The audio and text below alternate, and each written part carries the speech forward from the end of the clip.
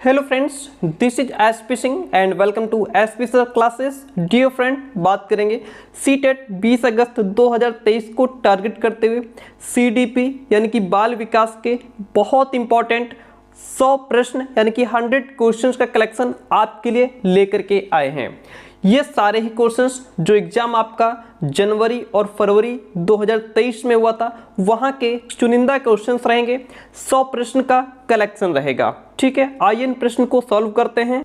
आप अपने पास में एक पेन और कॉपी लेकर के रख लीजिए ताकि जो भी क्वेश्चन सामने आए आप उसका आंसर पहले ही जो है राइट डाउन कर लें, ताकि लास्ट में आप ये समझ पाएं कि 100 प्रश्न में आपके कितने क्वेश्चंस सॉल्व होते हैं। पहला क्वेश्चन कहता है कि विकास किससे प्रभावित होता है, जो हमारा डेवलपमेंट है उस पर किसका प्रभाव पड़ता है। विद्यार्थी के व्यक्तिगत कारकों का प्रभाव पड़ता है, स्कूली माहौल का प्रभाव पड़ता है, या फिर सामाजिक पारिवारिक प्रभावों का प्रभाव पड़ता है। किसका प्रभाव पड़ता है? क्या सिर्फ पहला ऑप्शन सही है, दोनों सही है, या फिर दूसरा और तीसरा सही है, या फिर तीनों ही ऑप्शन आपके इसमें राइट हो जाते हैं। जैसा कि आप सभी को पता है कि विकास एक निरंतर चलने वाली प्रक्रिया है, ठीक है, जो कि गर्भाधान से मृत्यु पर्यंत चलती रहती है, जिसको हम लोग कहते हैं कि जो विकास है वह आपका वूम टू टुम्ब जाता है, वूम टू टुम्ब जाता है। ठीक है, यह कहा जाता है कि विकास आपका वूम टू टुम्ब जाता है, यानी कि गर्भ से लेकर के मृत्यु तक व्यक्ति का विकास होता रहता है। तो विकास जो है वो विद्यार्थी के व्यक्तिगत कारकों से, स्कूली माहौल से और सामाजिक पारिवारिक प्रभावों से भी प्रभावित होता है। बाकी आपका जो विकास है, जैसे इसमें आपका ऑप्शन जो है फर्स्ट सेकंड थर्ड तीनों सही हो जाते हैं तो डी जो है वह राइट हो जाता है। बाकी जैसे विकास डेवलपमेंट हो सकता है बच्चा को उचित अगर पोषण नहीं मिल पा रहा है तब भी उसका विकास अवरुद्ध हो जाएगा। शारीरिक विकार है, कोई रोग है बच्चे को, उससे भी उसका विकास प्रभावित होगा, है ना।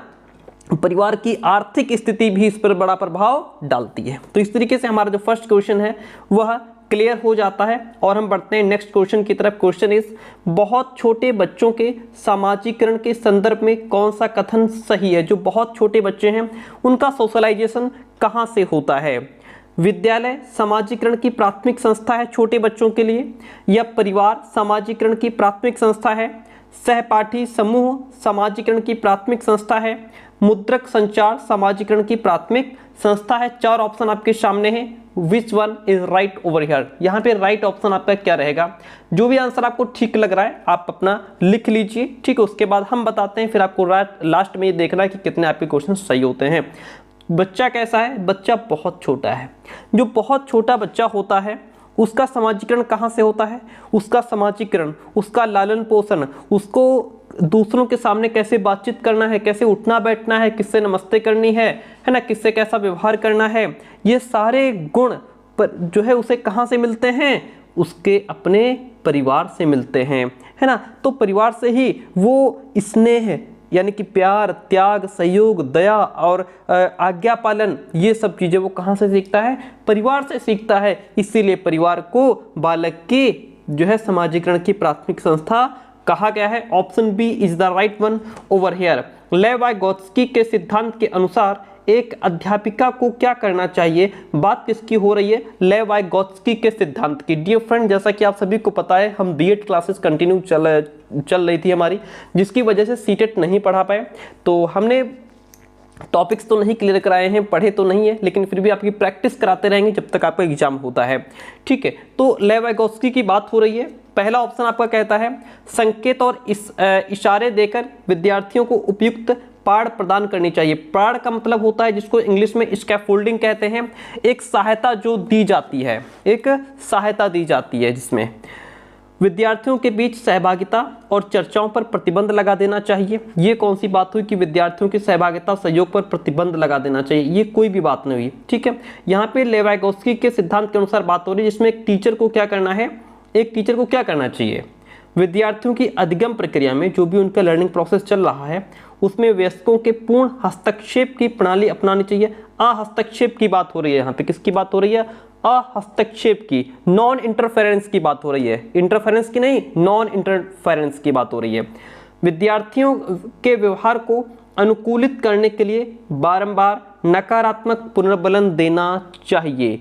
नकारात्मक पुनर्बलन, निगेटिव रीइंफोर्समेंट, ये भी ऑप्शन आपका गलत हो जाता है। राइट क्या है? लेवाइगोस्की की बात हो रही है, तो लेवाइगोस्की के सिद्धांत के अनुसार एक अध्यापिका को संकेत और इशारे देकर के विद्यार्थियों को उपयुक्त पाठ प्रदान करना चाहिए। अगर कोई बच्चा किसी क्वेश्चन को हल नहीं कर पा रहा है तो टीचर उसको क्या कर सकता है, एक हिंट दे सकता है। क्या कर सकता है? एक हिंट दे सकता है। जो आपने उसको हिंट दी है ना, तो बच्चा पूरा क्वेश्चन सॉल्व कर ले गया। आपने यहाँ पे उसके साथ पाढ़ या ढांचे का काम किया। क्या किया आपने यहाँ पे उसके लिए? पाढ़ या फिर ढांचे का काम किया। ये जो पाढ़ है, शुद्ध भाषा में जो गांव के लोग हैं वो समझते हैं कि हम लोग जो है कभी कभार कुछ जुगाड़ करने के लिए पाढ़ या ढांचा बांधते हैं, है ना, गांव में ऐसा करते हैं। तो ये वो होता है जिसको मनोविज्ञान की भाषा में, इंग्लिश में इसको स्कैफोल्डिंग कहा जाता है। ओके, जिसको मचान भी कहते हैं। ये एक अस्थायी संरचना होती है, ये एक टेम्पोररी स्ट्रक्चर होता है, ठीक है, जो कुछ समय के लिए प्रदान किया जाता है। ये जो हेल्प होती है, जो पार्ट यहाँ पे प्रदान की जाएगी बच्चे को, ये कुछ समय के लिए होगी। ओके, तो यहाँ पे ऑप्शन जो आपका ए रहेगा वह राइट हो जाएगा। नेक्स्ट क्वेश्चन कहता है, एक प्रगतिशील कक्षा निम्न में से किसे प्रधानता देती है? जो एक प्रोग्रेसिव क्लासरूम है वो किसे प्रधानता दे रही है, यानी कि किसको प्राइमरी लेवल पे मानती है? अध्यापिका द्वारा चयनित पढ़ाने के तरीके को, पाठ्यक्रम को पूरा करने को, परीक्षा केंद्रित शिक्षा शास्त्रों को, या फिर विद्यार्थियों के मतों और अनुभवों को प्रगतिशील कक्षा मेन मानती है, प्रधान मानती है? राइट आंसर जो भी हो वो आप अपना राइट कर लीजिए, लिख लीजिए, नोट कर लीजिए। देखिए, तो एक प्रगतिशील जो कक्षा है इसमें जो ये किसको प्रधान मानती है? यह विद्यार्थियों के मतों और अनुभवों को प्रधान मानती है, क्योंकि प्रगतिशील कक्षा जो होती है वह चाइल्ड सेंटर्ड होती है, बाल केंद्रित होती है। इसलिए इसमें बालक का क्या मत है, उसका क्या विचार है, उसको महत्व दिया जाता है। बालक के एक्सपीरियंस को महत्व दिया जाता है, यानी कि जिसमें कैसी कक्षा होती है? चाइल्ड सेंटर्ड, जिसमें बालक को प्रमुख केंद्र बना करके सार्वभौमिक शिक्षा प्रदान की जाती है। ओके, तो इसलिए ऑप्शन नंबर इसमें जो डी था वह आपका राइट हो जाता है। क्वेश्चन नंबर 5 कहता है, हार्वर्ड गार्डनर के बुद्धि संकल्पना के अनुसार निम्न में से कौन सा कथन सही है?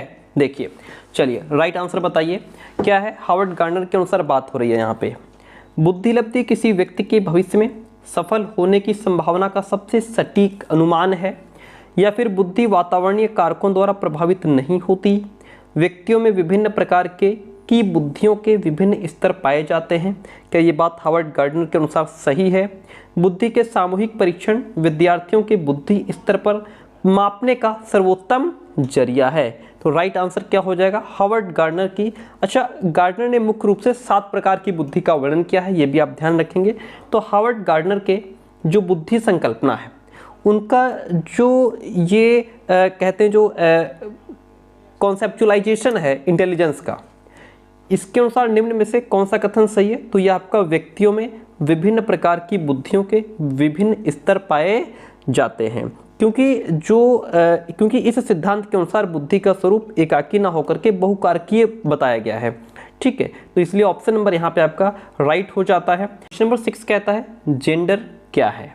सामाजिक संरचनाओं द्वारा निर्मित होता है। बहुत इंपॉर्टेंट, बहुत अच्छा, बहुत सरल क्वेश्चन। पूरी तरह वंशागत, ये क्वेश्चन आपका पूछा गया है 1 फरवरी 2023 को। पूरी तरह वंशागत कारकों द्वारा निर्धारित होता है, आनुवंशिक लक्षणों द्वारा पूर्व निर्धारित होता है, या फिर एक जन्मजात प्रवृत्ति होती है। डिफरेंट जेंडर, इसमें जेंडर जो है यह आपका बताते चलें कि सामाजिक संरचनाओं द्वारा निर्मित होता है, सामाजिक संरचनाओं द्वारा निर्मित होता है। ठीक है, ये जो है कि समाज द्वारा निर्मित जो भी प्रचलित पूर्वाग्रह है उस पर आधारित होता है। जैसे लड़के बलवान होते हैं, लड़कियां कोमल होती हैं, लड़के रोते नहीं हैं, लड़कियां रो सकती हैं या रोती हैं, लड़के ऑफिस का काम करते हैं, लड़कियां जो है चूल्हा बर्तन करती हैं। ये सब समाज ने निर्धारित किया है, इसीलिए जेंडर को सामाजिक संरचना द्वारा निर्मित माना जाता है। ऑप्शन ए इसमें राइट हो गया। नेक्स्ट क्वेश्चन की बात करेंगे। जीन पियाजे के सिद्धांत में किसी वस्तु के सामने न होने की स्थिति में चिन्हों द्वारा उसे दर्शा कर काम करने की योग्यता क्या कहलाती है? समावेशन, लाक्षणिक प्रकार्यता, प्रतिवर्ती सोच या फिर संरक्षण। आपको पता है जीन पियाजे ने संज्ञानात्मक विकास की कितनी अवस्थाओं का वर्णन किया है? आप सभी को पता होगा, 4 अवस्थाओं का वर्णन उन्होंने किया है। पहली अवस्था जिसको संवेदी गामक अवस्था कहते हैं, जो कि आपकी 0 से 2 वर्ष होती है। दूसरी पूर्व संक्रियात्मक अवस्था, जो कि 2 से 7 वर्ष की होती है। तीसरी जीन पियाजे ने बताई मूर्त संक्रियात्मक अवस्था, जो कि आपकी 7 से 11 वर्ष होती है। चौथी उन्होंने बताई अमूर्त संक्रियात्मक अवस्था, जो कि 11 से 15 वर्ष की होती है। तो यहाँ पे जैसा क्वेश्चन पूछ रहा है कि जीन पियाजे के सिद्धांत में किसी वस्तु के सामने ना होने की स्थिति में चिन्हों द्वारा उसे दर्शा करके काम करने की योग्यता क्या कहलाएगी? लाक्षणिक प्रकार्यता कहलाएगी, जिसको सिमेटिक फंक्शन भी कहा जाता है। ठीक है, तो यहाँ पे ऑप्शन आपका जो बी है वह राइट हो जाता है। नेक्स्ट वन इज रचनात्मक मूल्यांकन निम्न में से किस लिए प्रभावी होता है? जो फॉर्मेटिव असेसमेंट है वो किस लिए प्रभावी होता है? विद्यार्थियों में असफलता का निरंतर भय पैदा करने में, विद्यार्थियों के प्रदर्शन की एक दूसरे से तुलना करने में, विद्यार्थियों की अधिगम प्रगति को समझने में ताकि उन्हें उसके हिसाब से सहायता प्रदान की जा सके, विद्यार्थियों के नामीकरण, वर्गीकरण और विशेष विद्यालय के निर्दिष्ट करने के लिए। देखिए सीधा सा आंसर ये है इसका, रचनात्मक मूल्यांकन किस लिए प्रभावी होता है? रचनात्मक मूल्यांकन इसलिए प्रभावी होता है क्योंकि यह विद्यार्थियों की अधिगम प्रगति को समझने में हेल्प करता है कि बच्चे की जो अधिगम प्रगति वो कैसी चल रही है, बच्चा आगे बढ़ रहा है कि बैक जा रहा है, और अगर बैक जा रहा है तो फिर उसको उसी हिसाब से हेल्प की जाए, अगर आगे बढ़ रहा है तो फिर उसको उसके हिसाब से हेल्प की जाए।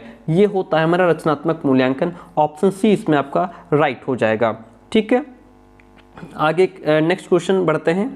चलिए, इसमें जो रचनात्मक मूल्यांकन होता है इसके हिसाब से पता लगता है कि बच्चे कहाँ गलती कर रहे हैं और ये सुधारने का अवसर भी प्राप्त हो जाता है इसके माध्यम से। एक बात और ध्यान रखिए, रचनात्मक आकलन को अधिगम के लिए आकलन भी कहा जाता है। जो हम लोग पढ़ रहे थे रचनात्मक मूल्यांकन, इसको क्या कहा जाता है? अधिगम के लिए आकलन भी कहा जाता है।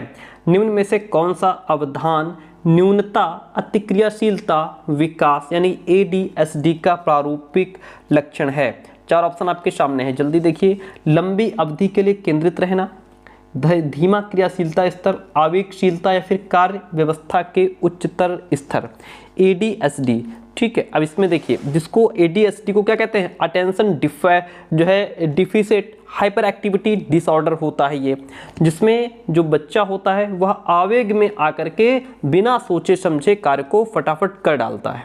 यानी कि आवेगशीलता से ग्रसित व्यक्ति किसी कार्य को बिना विचार किए कर देता है। आवेग में आकर के किसी भी काम को बिना विचार के, बिना रिजल्ट जाने उसका परिणाम क्या होगा, कर देता है। यह आपका जो है अतिक्रियाशीलता विकास या जिसको ADHD कहते हैं, ये उसी का लक्षण होता है।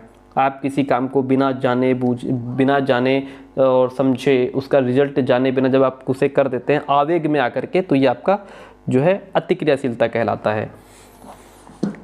अगला क्वेश्चन कहता है निम्न में से कौन सा कथन अधिगम अशक्ताओं जैसे कि पठन वैकल्य का मतलब क्या हो गया? डिसलेक्सिया, गुणज वैकल्य जिसको डिस्कैलकुलिया कहते हैं, एटसेट्रा के संदर्भ में सही की बात क्या है? अधिगम अशक्तता से जूझते सभी विद्यार्थी एक जैसे होते हैं, या फिर अधिगम अशक्तता से जूझते विद्यार्थियों के अधिगम आकलन के लिए मानकीकृत परीक्षण सबसे बेहतर होते हैं? अध्यापक केंद्रित शिक्षा शास्त्र अधिगम अशक्तता से जूझते विद्यार्थियों के संज्ञानात्मक विकास को सुसाधित करने के लिए सर्वोत्तम होते हैं, या फिर अधिगम अशक्तता तंत्रिका संबंध और वातावरणीय दोनों तरह के कारकों से प्रभावित होता है? ये बात इसमें बेस्ट है कि अगर मान लीजिए बच्चे को किसी तरीके की कोई प्रॉब्लम है, ठीक है, जो हमारा ये डिसलेक्सिया है, ये पढ़ने से संबंधित समस्या होती है, जिसमें बच्चा जो है बी को डी पढ़ता है और मान लीजिए गॉड को डॉग पढ़ सकता है। ठीक है, इस तरीके की भूल करता है बच्चा, ये पढ़ने से संबंधित विकार होता है डिसलेक्सिया। और जो गुणज वैकल्य होता है ये गणित से संबंधित विकार होता है। ठीक है, इसमें गणित से संबंधित प्रॉब्लम होती है, बच्चों को मैथ्स में प्रॉब्लम होती है, हो सकता है उसको जल्दी टेबल ना याद हो रहे हो, गिनती याद करता हो फिर भूल जाता हो, है ना, जोड़ घटाना में गलती करता हो, ये डिस्कैलकुलिया जिसको कहते हैं। ठीक है, लिखने से संबंधित जो होता है उसे डिस्ग्राफिया कहते हैं। तो ये सभी जो समस्याएं बच्चे को होती हैं, ये जो लर्निंग डिसेबिलिटीज़ बच्चे को होती हैं, इन पर जो है तंत्रिका संबंध और वातावरण, इन दोनों चीज़ों का प्रभाव पड़ता है। ठीक है, हो सकता है वातावरण का प्रभाव पड़ा हो, तंत्रिका संबंध से समस्या हो, दोनों तरह से ये समस्याएं बच्चे को हो सकती हैं। नेक्स्ट क्वेश्चन कहता है, क्वेश्चन नंबर 11 है, अधिगम के सामाजिक संज्ञानात्मक मत के अनुसार, अधिगम के सामाजिक संज्ञानात्मक मत के अनुसार विद्यार्थी किस प्रकार सबसे बेहतर सीखते हैं। तो विद्यार्थी किस प्रकार सबसे बेहतर सीखते हैं, वयस्कों की निष्क्रिय नकल द्वारा, या फिर अपने वातावरण से सक्रिय संलग्नता द्वारा, व्यवहार के बाहरी अनुकूलन द्वारा, या फिर असंदर्भित जानकारी के कंठस्थीकरण द्वारा। कंठस्थीकरण तो फिर वो हो गया हमारा मेमोराइजेशन जिसको कहते हैं। बच्चे कैसे बेहतर सीखते हैं, अपने वातावरण में सक्रिय संलग्नता द्वारा। जब बच्चे अपने एटमॉस्फेयर में एक्टिव होकर के सीखने का प्रयास करते हैं तब वो बेहतर सीखते हैं। ठीक है, चलिए, तो बालकों की अधिगम प्रक्रिया में वृद्धि के लिए एक सकारात्मक, एक पॉजिटिव एटमॉस्फेयर क्रिएट करना बहुत इंपॉर्टेंट होता है। नेक्स्ट क्वेश्चन कहता है, 12 नंबर है, आप अपने आंसर फटाफट लिखते चलिए साइड में। निम्न में से कौन सा प्रक्रियात्मक ज्ञान का उदाहरण है। प्रक्रियात्मक ज्ञान यानी कि जिसको प्रोसीजरल नॉलेज कहते हैं, उसका उदाहरण क्या है।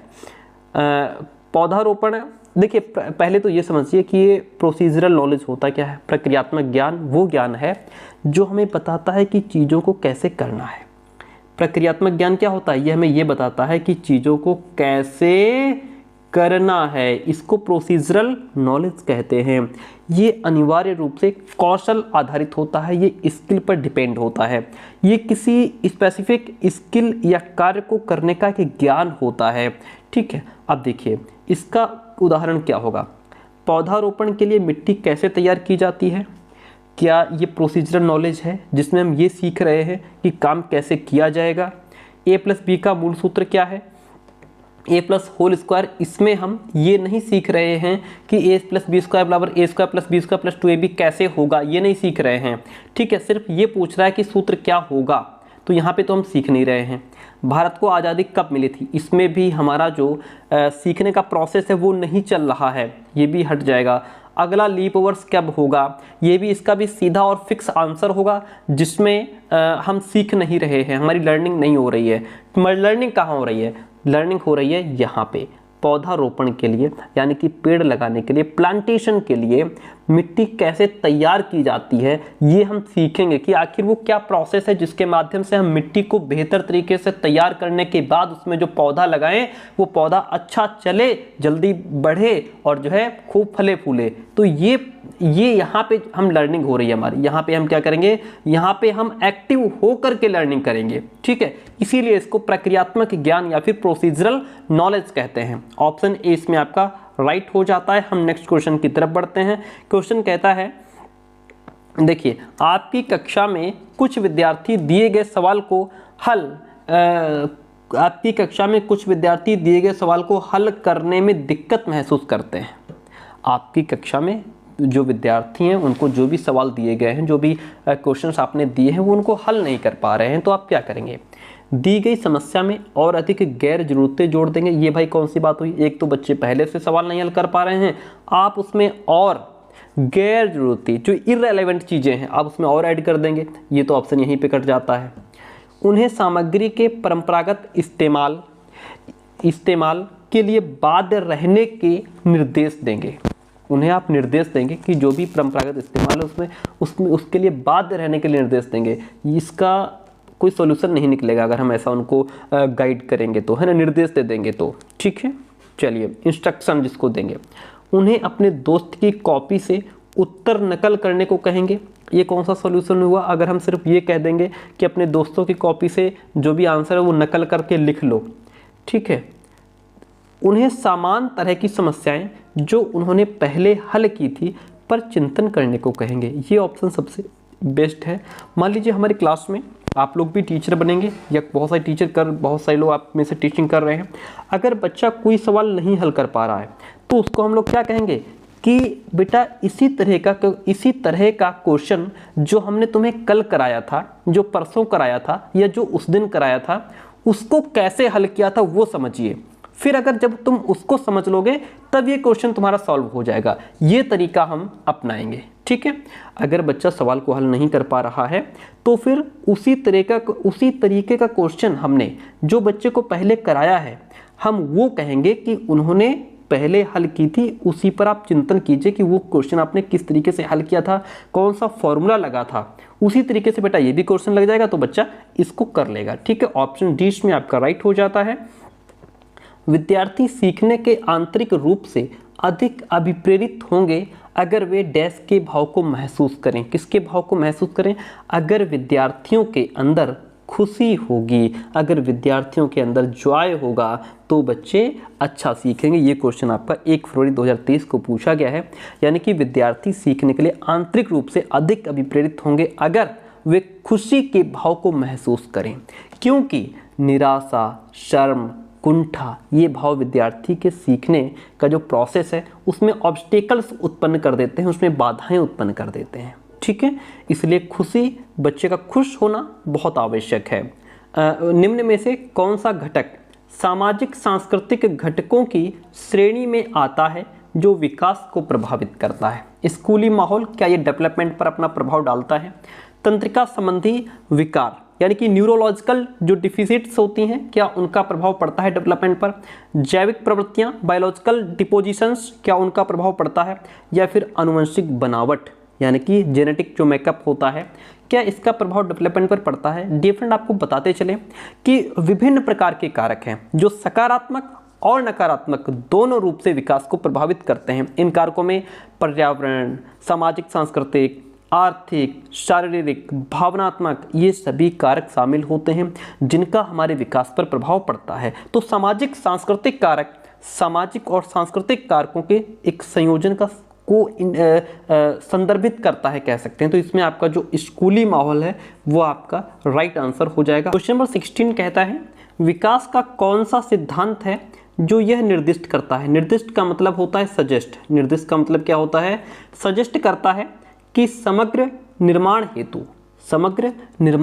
हेतु कुछ विशिष्ट प्रतिक्रियाएं विकास के बाद की प्रक्रिया से समन्वित होती हैं। कौन कौन सी? निरंतरता का सिद्धांत ये बताता है, एकीकरण का सिद्धांत बताता है, शीर्षगामी सिद्धांत जिसको सेफेलोकॉर्डल प्रिंसिपल कहते हैं, या अधोगामी यानी कि प्रॉक्सिमो डिस्टल प्रिंसिपल ये बताता है। डियर फ्रेंड, विकास का जो एकीकरण का सिद्धांत है, विकास का एकीकरण सिद्धांत जो है वो ये सजेस्ट करता है कि समग्र निर्माण हेतु कुछ विशिष्ट प्रतिक्रियाएं विकास के बाद की प्रक्रिया से समन्वित होती हैं।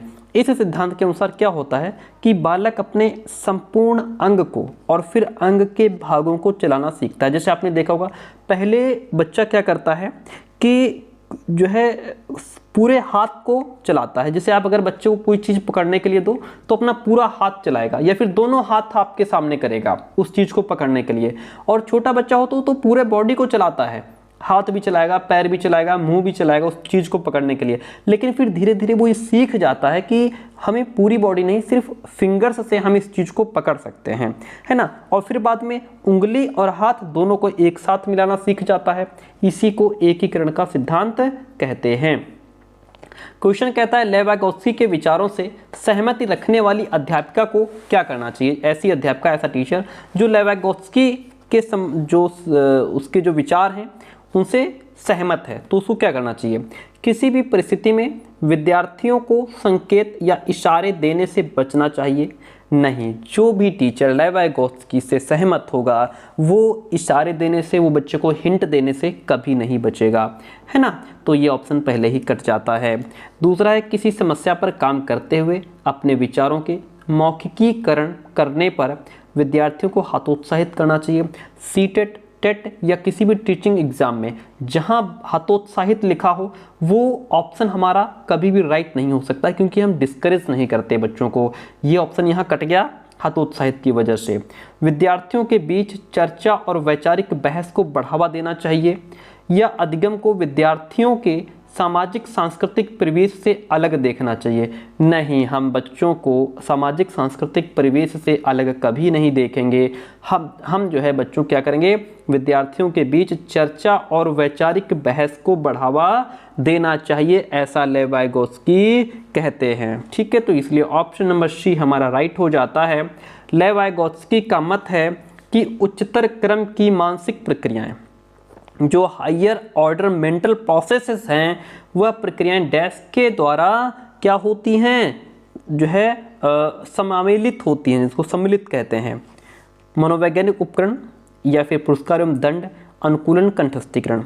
देखिए वाइगोत्स्की का मानना था कि सांस्कृतिक उपकरण, जिसको वास्तविक उपकरण और प्रतीकात्मक उपकरण सहित संज्ञानात्मक विकास में बहुत महत्वपूर्ण भूमिका निभाते हैं।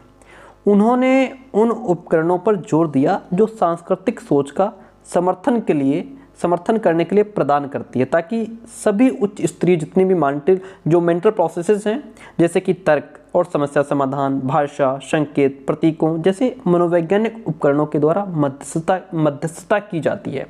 तो वयस्क इन उपकरणों को बच्चों को दिन प्रतिदिन की गतिविधियों के दौरान सिखाते हैं और बच्चे उन्हें आत्मसात भी कर लेते हैं। इसलिए बाद में जो है कि ये जो हमारा साइकोलॉजिकल टूल है, ये छात्रों को अपने स्वयं के विकास को आगे बढ़ाने में मदद भी करता है। इसलिए यहाँ पे जो ऑप्शन आपका ए है वह राइट हो जाएगा। ठीक है, हमने पूरा प्रोसेस आपको समझा दिया, पूरा प्रोसेस आपको बता दिया। हार्वर्ड गार्डनर के सिद्धांत के अनुसार जो विद्यार्थी दूसरों की भावनाओं, मनोदशाओं और इरादों को अच्छी तरह से समझ पाते हैं, उनमें किस प्रकार की बुद्धि का उच्च स्तर होता है। देखिए जो विद्यार्थी दूसरों की भावनाओं, मनोदशाओं, इरादों को अच्छी तरह से समझ पाते हैं, उनमें जो है अंतर्वैयक्तिक, जिसको इंटरपर्सनल कहते हैं, क्या कहते हैं, इंटरपर्सनल बुद्धि का उच्च स्तर होता है। किस स्तर की बुद्धि का?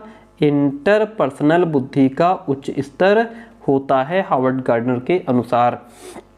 अगला क्वेश्चन है, लेवाइगोत्स्की के विचारों के अनुसार निम्न में से कौन सा कथन भाषा और संज्ञान के बीच के संबंध को सही रूप से दर्शाता है। बहुत ज़्यादा डिस्कशन नहीं करेंगे, जितना जरूरी है उतना देखेंगे। चलिए, लेवाइगोत्स्की के अनुसार क्या कह रहा है, कौन सा कथन भाषा और संज्ञान के बीच के संबंध को सही रूप से दर्शाता है।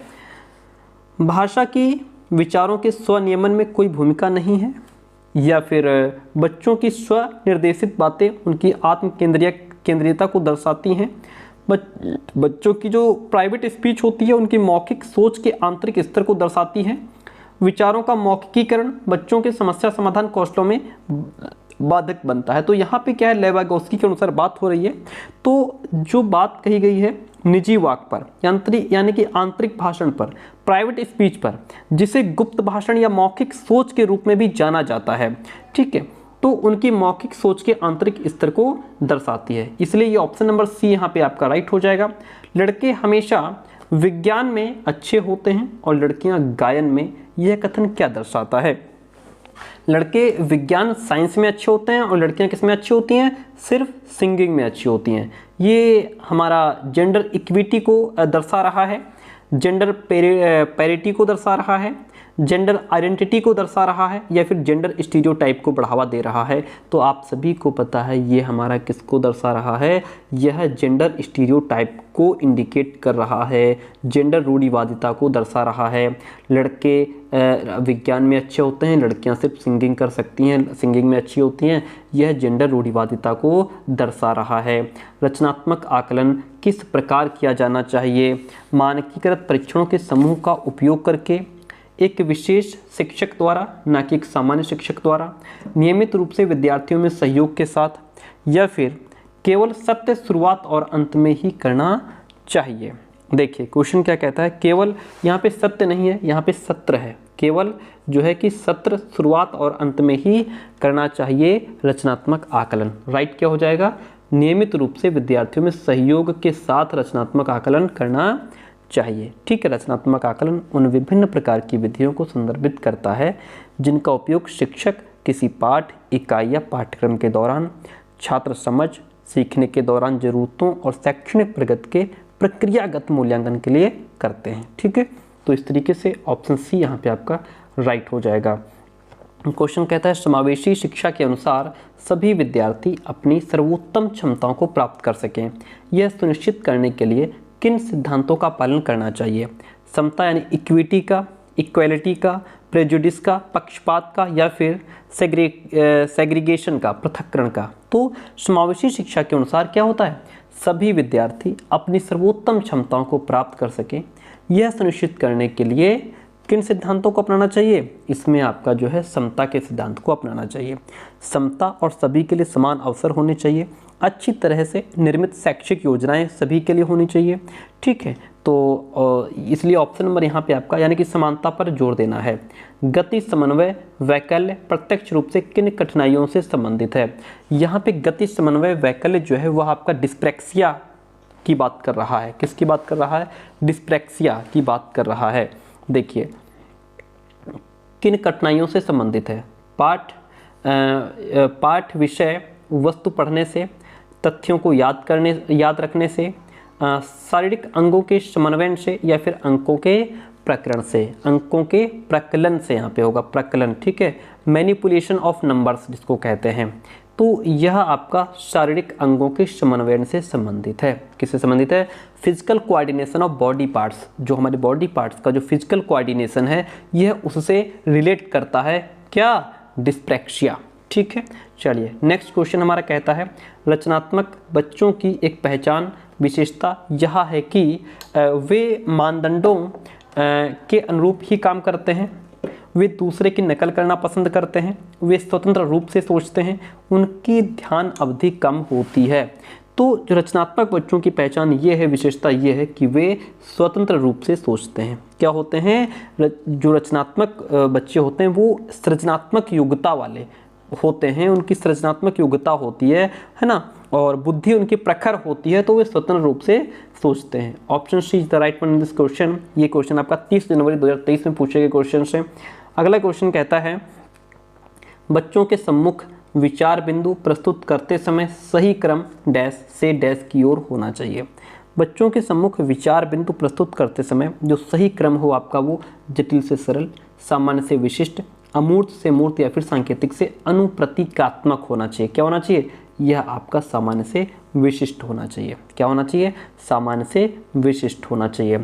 कारण हमेशा किसी भी समस्या का एक से अधिक समाधान सोचता है। कारण जो है वह हमेशा किसी भी समस्या का एक से अधिक समाधान सोचता है और अक्सर नवाचारी समाधानों को सुझाता है। यह किस तरह की सोच का उदाहरण है?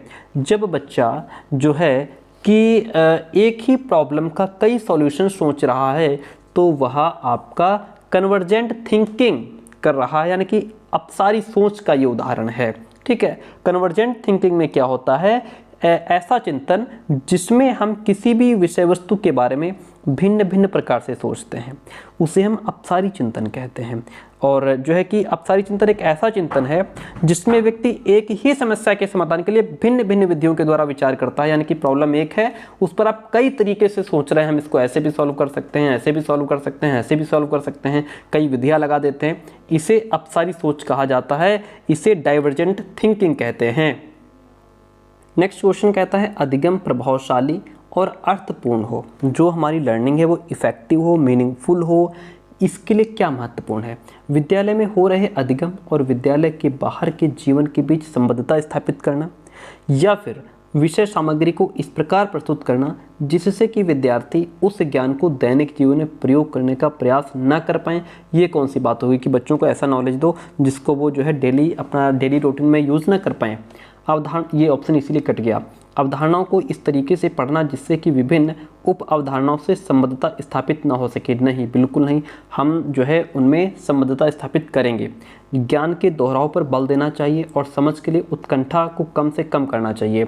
ये भी ऑप्शन आपका कुछ ठीक नहीं है। बेस्ट ऑप्शन ये है कि हमारी जो लर्निंग है वो इफेक्टिव हो, मीनिंगफुल हो, उसके लिए विद्यालय में जो भी अधिगम हो रहा है और विद्यालय के बाहर का जो जीवन है उसको जब हम एक साथ जोड़ देते हैं तो वो चीज़ और ज़्यादा आसान हो जाती है, बच्चे के दिमाग में एक लंबे समय तक इस्टेब्लिश रह पाती है। कक्षा के परिवेश, शिक्षण शास्त्रीय प्रविधियों और आकलन की विधियों का चयन इस प्रकार करना चाहिए कि वे विद्यार्थियों में डैश के उन्नयन को सुनिश्चित कर सकें। क्या करना चाहिए? तो इसमें जो है जिज्ञासा के उन्नयन को सुनिश्चित करें, अरुचि, प्रतियोगिता या फिर कंठस्थीकरण। तो इसमें क्या करना चाहिए? जिज्ञासा को करना चाहिए, क्योंकि जिज्ञासा विकसित करने से बच्चे को लगातार बढ़ने, सीखने और अपने आसपास क्या है इस पर सवाल उठाने के लिए इच्छुक और सक्षम में मदद मिलती है। इसलिए जिज्ञासा के उन्नयन को सुनिश्चित करें। Option A is the right one over here. अगला क्वेश्चन 30 कहता है भावनाओं और संज्ञान के संदर्भ में निम्नलिखित में से कौन सा सही है। भावनाओं और संज्ञान के संदर्भ में अत्यधिक दबाव समस्याओं को सुलझाने के कौशलों को बढ़ावा देता है। हर्ष और उल्लास की भावना चर्चा में भाग लेने के लिए बढ़ावा देती है। अत्यधिक चिंता जानकारी के प्रसंस्करण में सुधार लाती है। नीरसता की भावना समालोचनात्मक चिंतन में सुधार लाती है। भावनाओं और संज्ञान के बारे में क्या सही है। भावनाओं और संज्ञान के बारे में आपका हर्ष और उल्लास की भावना चर्चा में भाग लेने के लिए बढ़ावा देती है। जो हर्ष और उल्लास की भावना होती है यह बालक को चर्चा में पार्टिसिपेट करने के लिए बढ़ावा देती है। यह आपका राइट आंसर है, क्योंकि भावना एक मानसिक स्थिति है। क्या है भावना? क्या है? एक मानसिक स्थिति है जो भय, क्रोध, प्रेम इन सब चीज़ों से जुड़ी होती है। संज्ञान क्या है? संज्ञान हमारे विचारों, अनुभवों और इंद्रियों के माध्यम से ज्ञान प्राप्त करने और ज्ञान को समझने की एक प्रोसेस होता है। इसलिए हर्ष और उल्लास क्या है? हर्ष और उल्लास की भावना चर्चा में भाग लेने के लिए बढ़ावा देती है। ठीक है, समझ गए? भावना और संज्ञान में अंतर आप समझ गए। भावना क्या है? भय, क्रोध, प्रेम ये भावना है। ठीक है, और हमारे विचारों, अनुभवों और इंद्रियों के माध्यम से ज्ञान को प्राप्त करना, फिर उसको समझने का प्रोसेस आपका संज्ञान कहलाता है। क्वेश्चन नंबर 31 कहता है विकास का कौन सा सिद्धांत बताता है कि विकास सिर से पैर तक होता है। तो पहला है हमारा विकास पूर्वानुमेय, जिसको हम डेवलपमेंट इज प्रेडिक्टेबल कहते हैं। विकास परिपक्वता और सीखने का एक उत्पाद है।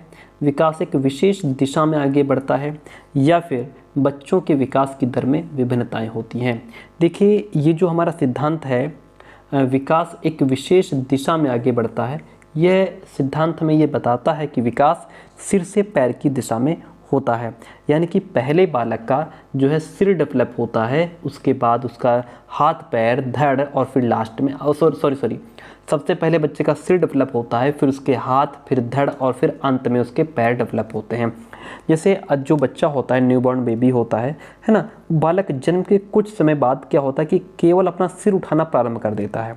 धीरे धीरे सिर उठाना शुरू करता है। फिर 8 से 9 महीने का जब बच्चा हो जाता है तो फिर क्या करता है, वो सहारा लेकर के बैठने लगता है। धीरे धीरे खिसक करके चलते चलते वो पैरों के बल लगभग 1 साल में खड़ा होने लगता है। तो अंत में आपके लास्ट में आपके पैरों का डेवलपमेंट होता है। कहता है जीन पियाजे के संज्ञानात्मक विकास सिद्धांत के अनुसार वर्ग समावेशन, यानी कि चीज़ों को वर्गों में बांटना, ये जो अवधारणा है वह बच्चों द्वारा किस चरण के दौरान प्राप्त की जाती है। यह बच्चों में, जैसा कि जीन पियाजे ने 4 स्टेजेस बताई हैं, उसमें जो हमारी 7 से 11 वर्ष तक की स्टेज है, जो 7 से 11 साल तक की स्टेज है, जिसको हम मूर्त संक्रियात्मक अवस्था कहते हैं। इस अवस्था में बच्चा इतना समझदार हो जाता है कि वो चीज़ों को ग्रुप्स में डिवाइड करना समझ जाता है कि ये किस ग्रुप की चीज़ है, ये किस ग्रुप की चीज़ है, ये छोटी है, फिर ये उससे बड़ी है, ये उससे बड़ी है, या फिर ये हमारा जो है इस तरीके का है, या जो चीज़ जैसी है उसको उसके हिसाब से रखने की समझ बच्चे के अंदर आ जाती है। मूर्त संक्रियात्मक अवस्था में ऐसा होता है। जीन पियाजे के संज्ञानात्मक विकास सिद्धांत के अनुसार किस चरण पर अधिकतर बच्चे, ये क्वेश्चंस आपके जो हैं लगातार 28 जनवरी 2023 को जो पेपर हुआ था उसमें पूछे गए हैं जीन पियाजे से रिलेटेड क्वेश्चंस। जीन पियाजे के संज्ञानात्मक विकास सिद्धांत के अनुसार किस चरण पर अधिकतर बच्चे परिकल्पनात्मक रूप से सोचने लगते हैं। देखिए यहाँ पे बच्चे, यानी कि हाइपोथेटिकली जिसको कहते हैं, परिकल्पनात्मक का मतलब इंग्लिश में इसको हाइपोथेटिकली कहते हैं। ओके, इसमें जब बच्चा औपचारिक संक्रियात्मक अवस्था में पहुंच जाता है, कहाँ पहुंच जाता है? औपचारिक संक्रियात्मक अवस्था में, यानी कि फॉर्मल ऑपरेशनल स्टेज में, तब जो बच्चा है वह आपका इस चरण में आकर के अधिकतर बच्चे परिकल्पनात्मक रूप से सोचने लगते हैं। लेवागोत्स्की के विचारों के अनुसार विद्यार्थियों के समीपस्थ विकास का क्षेत्र जिसको जोन ऑफ प्रॉक्सिमल डेवलपमेंट कहते हैं, पाने में मदद करने के लिए एक अध्यापिका को क्या देना चाहिए? तो समीपस्थ विकास का क्षेत्र पाने में मदद करने के लिए एक अध्यापक को क्या करना चाहिए?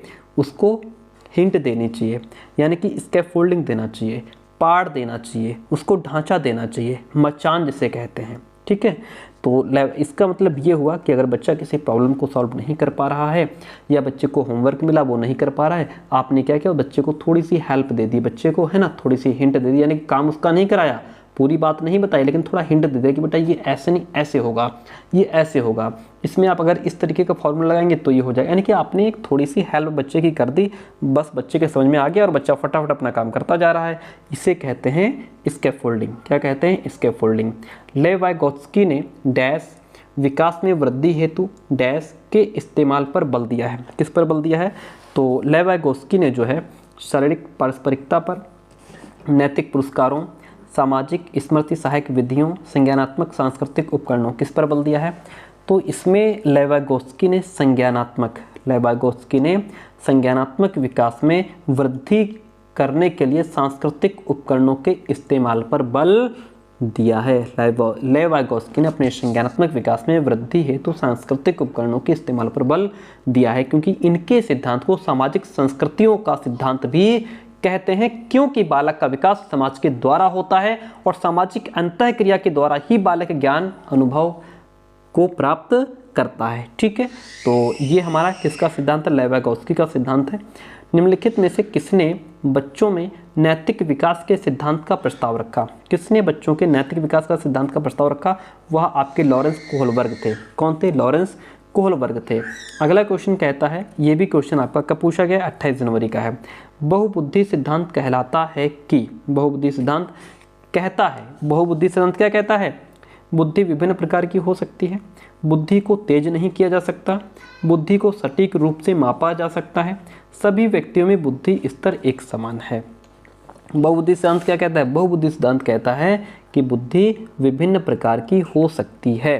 ठीक है, बहुबुद्धि का सिद्धांत हार्वर्ड गार्डनर के द्वारा प्रस्तुत किया गया है, जिसमें इन्होंने बताया कि बुद्धियों का एक अस्तित्व होता है, प्रत्येक बुद्धि एक दूसरे से स्वतंत्र रह करके काम करती है, और इन्होंने 8 प्रकार की बुद्धि का वर्णन किया है। ओके, चलिए नेक्स्ट क्वेश्चन फिर हमारा लेव वाइगोत्स्की का पूछा गया है। कहता है, लेव वाइगोत्स्की भाषा को किस प्रकार देखते हैं? भाषा अधिगम प्रक्रिया में बाधक है, भाषा एक सांस्कृतिक उपकरण है जो अधिगम को सुसाधित करती है, भाषा चिंतन प्रक्रिया में अर्थहीन है, भाषा जैविक परिपक्वता का एक नगण्य अंश है। तो लेव वाइगोत्स्की भाषा को किस प्रकार देखते हैं? लेव वाइगोत्स्की के अनुसार भाषा एक सांस्कृतिक उपकरण है। लेव वाइगोत्स्की मानते हैं भाषा एक सांस्कृतिक उपकरण है जो हमारी लर्निंग को और ज़्यादा आसान बना देती है, हमारी लर्निंग को और ज़्यादा आसान बना देती है। ठीक है, तो इसलिए ऑप्शन नंबर इसमें आपका बी राइट हो जाएगा। आई होप आप अपने सारे आंसर लिख रहे होंगे। लड़कों के लिए नीले रंग के कपड़े और लड़कियों के लिए गुलाबी रंग के कपड़े खरीदना किसे बढ़ावा देता है? ये बात किसे बढ़ावा देती है? लिंग रूढ़िबद्धता यानी जेंडर स्टीरियोटाइपिंग को बढ़ावा देती है, लड़के और लड़कियों के आनुवंशिक लक्षण को बढ़ावा देती है, या फिर लिंग तरलता जिसको जेंडर फ्लूइडिटी कहते हैं, या फिर लिंग चयन यानी कि सेक्स सिलेक्शन में बढ़ावा देती है। लड़कों के लिए नीले रंग के कपड़े और लड़कियों के लिए गुलाबी रंग के कपड़े, यह लिंग रूढ़िबद्धता को यानी कि जेंडर स्टीरियोटाइपिंग को बढ़ावा देता है। ठीक है, लिंग रूढ़िबद्धता किसी व्यक्ति के बारे में उसके लिंग के आधार पर बनाई गई ये वो धारणा है जो समाज में उसकी विशेषताओं, व्यवहारों और जिम्मेदारियों को लिंग के अनुसार डिफाइन करता है। ये स्त्री और पुरुषों, लड़कों लड़कियों में भेद उत्पन्न करता है। लिंग रूढ़िबद्धता जो जेंडर स्टीरियोटाइपिंग है, यह क्या करता है? भेद उत्पन्न करता है, अंतर करता है। इसीलिए तो आप कह रहे हैं लड़कों को नीले रंग के कपड़े पहनाओ और लड़कियों को गुलाबी रंग के कपड़े पहनाओ। ये आप अंतर कर रहे हैं, भेद उत्पन्न कर रहे हैं। जेंडर स्टीरियोटाइपिंग यही करता है। अगला क्वेश्चन है, मूल्यांकन का मुख्य उद्देश्य क्या होना चाहिए?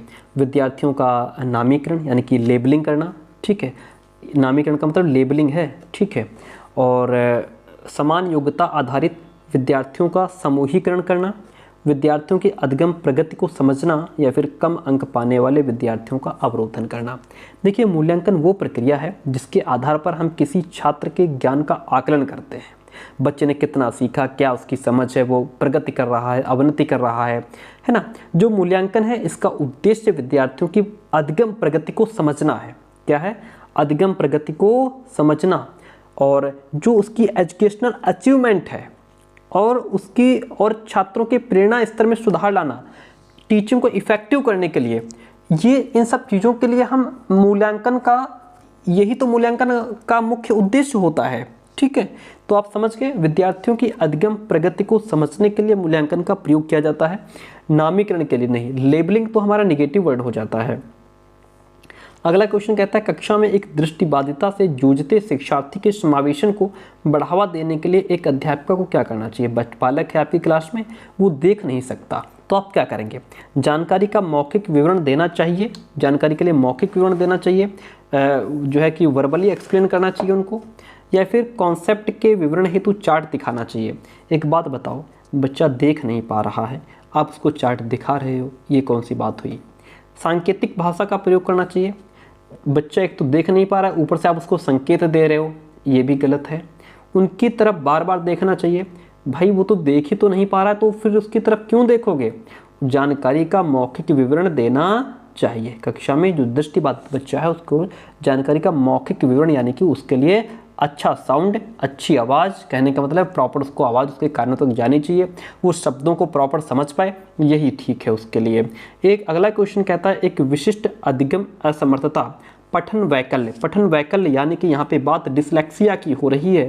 किसकी बात, आप पठन वैकल्य समझ में नहीं आएगा, लेकिन डिसलेक्सिया आप तुरंत पकड़ लेंगे। ठीक है, डिसलेक्सिया की क्या विशेषता है। डिसलेक्सिया की विशेषता क्या है, लिखने में समस्या होती है, चलने में कठिनाई होती है, मौखिक संप्रेषण में कठिनाई या फिर खाने में कठिनाई। तो भैया डिसलेक्सिया का मतलब होता है बच्चे को लिखने में समस्या होती है, बच्चे को लिखने में समस्या होती है।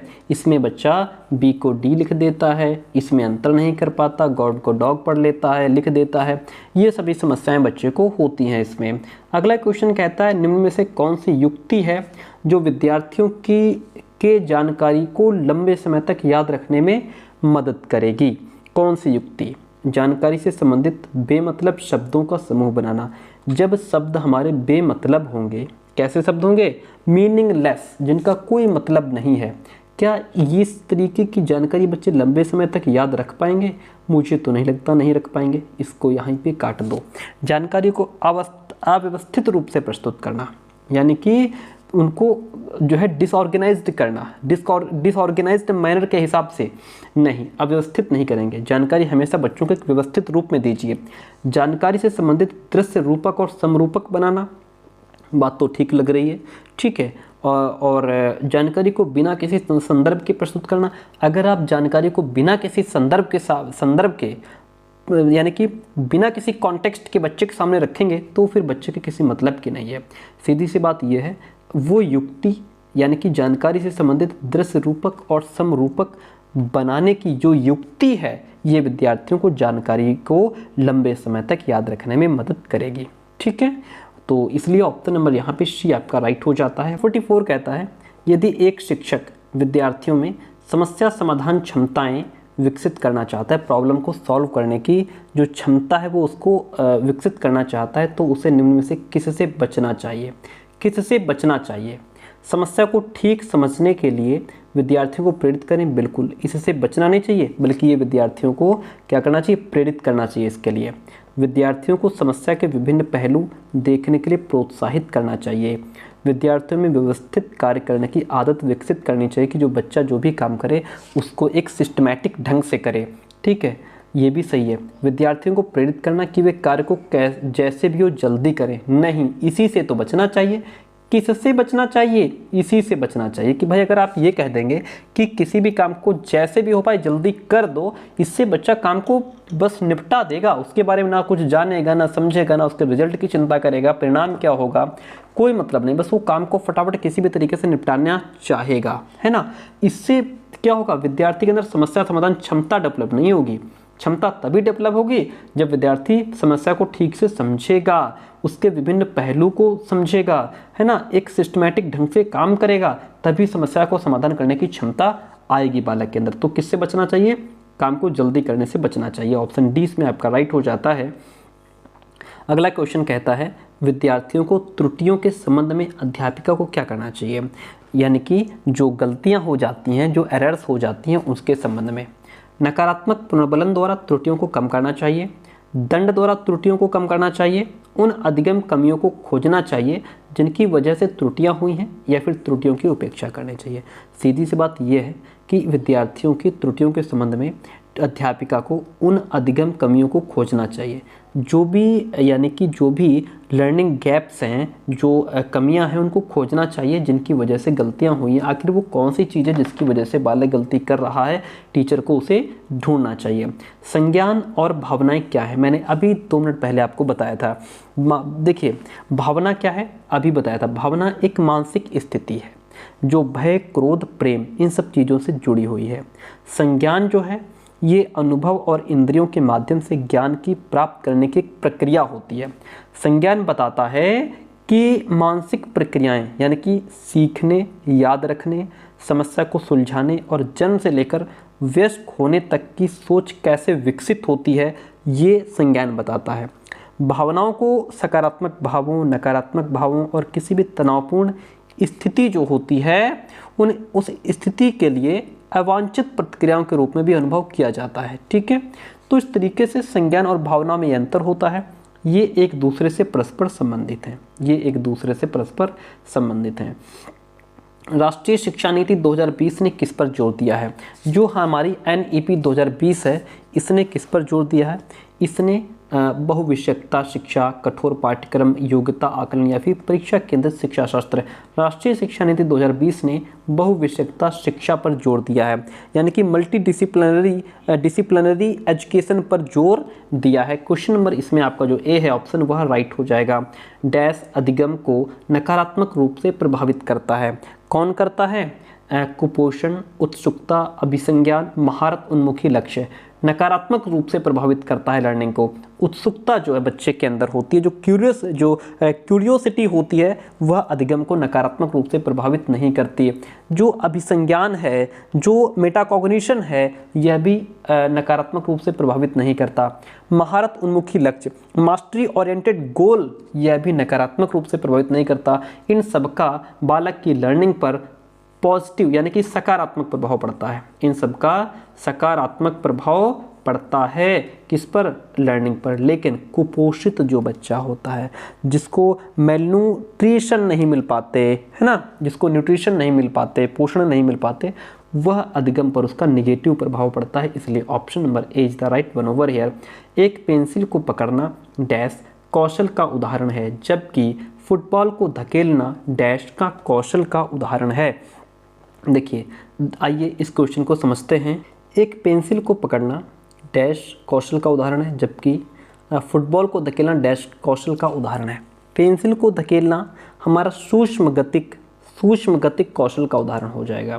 पेंसिल को पकड़ना सूक्ष्म गतिक कौशल का उदाहरण है, जिसको फाइन मोटर स्किल कहते हैं। जबकि फुटबॉल को धकेलना हमारा सकल गतिक कौशल यानी ग्रॉस मोटर स्किल का उदाहरण हो जाएगा। आइए अब इसको अलग अलग समझते हैं। सूक्ष्म गतिक कौशल, जिसको फाइन मोटर स्किल कहते हैं, ये क्या होता है? देखिए, इसमें कोई बच्चा जब छोटी छोटी गतिविधियों को करता है, जैसे अंगुली से या अंगूठे से कुछ बताना या कुछ करना, ये छोटी छोटी चीज़ें हो गई। ओके, पेंसिल पकड़ रहा है, किसके माध्यम से पकड़ रहा है? उंगली का प्रयोग करके, अंगूठे का प्रयोग करके पेंसिल पकड़ रहा है बच्चा। लेकिन जब वो फुटबॉल को लात मार रहा है तो ये वो ग्रॉस मोटर स्किल कहलाएगा, सकल गतिक कौशल कहलाएगा। इसमें बच्चा बड़ी बड़ी गतिविधियां करता है, जैसे अपने टांगों से पैरों पर खड़े होना, घुटनों के बल चलना, है ना, दौड़ना, कूदना, ये सभी आपके ग्रॉस मोटर स्किल के अंतर्गत आते हैं। इसलिए ऑप्शन नंबर यहाँ पे ए जो है वह आपका राइट हो जाता है। विकास के संदर्भ में निम्न में से कौन सा सही नहीं है? देखिए, कौन सी बात यहाँ पे है जो विकास के बारे में सही नहीं है? विकास एक अनिरंतर तरीके से होता है, क्या ये बात विकास के बारे में सही नहीं है? या फिर बच्चों की विकास दर में विभिन्नताएं होती हैं, बिल्कुल ये बात तो सही है। विकास प्रकृति और पालन पोषण के जटिल संपर्क का परिणाम है, बिल्कुल डेफिनेटली। विकास अपेक्षाकृत व्यवस्थित रूप से होता है, जी हाँ। बात यहाँ पे कौन सी सही नहीं है? बस पहला पॉइंट जो है ये सही नहीं है। विकास अनिरंतर तरीके से नहीं होता है, विकास एक निरंतर तरीके से होता है। विकास एक निरंतर चलने वाली प्रक्रिया है जो बालक के गर्भ से शुरू होकर गर्भ से कब्र तक जाता है।